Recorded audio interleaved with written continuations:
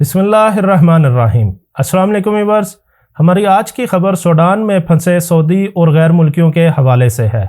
Sudan میں جیسا کہ آپ سب جانتے ہیں کہ کشیدگی دن بہ دن بڑھتی جا رہی ہے۔ اس کشیدگی کی وجہ سے سوڈان میں 500 تک افراد ہلاک ہو چکے ہیں۔ سعودی عرب نے سوڈان میں پھنسے ہوئے تمام سعودیوں کو نکالنے کا منصوبہ بنایا۔ چونکہ ایئر لائن وہاں نہیں جا سکتی، پہلے ہی سعودی ایئر لائن کا ایک طیارہ تباہ ہو چکا ہے، یہ رسک دوبارہ نہیں لیا جا سکتا۔ اس لیے سعودی نیوی نے 5 جنگی بحری جہاز اس مشن پر روانہ کیے، جو کہ کامیابی سے تمام سعودی، جن کی تعداد 91 ہے، اور ان کے ساتھ کچھ غیر ملکیوں کو لے کر وطن واپس پہنچ گئے ہیں۔ ان کے ساتھ سعودی ایئر لائن کا وہ عملہ بھی شامل ہے جو طیارہ تباہ ہو گیا تھا۔ اس کے علاوہ غیر ملکیوں میں 66 لوگ شامل ہیں۔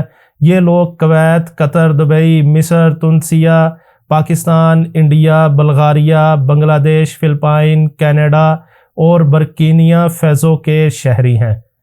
ان تمام ممالک کے شہریوں نے سعودی عرب کا شکریہ ادا بھی کیا ہے۔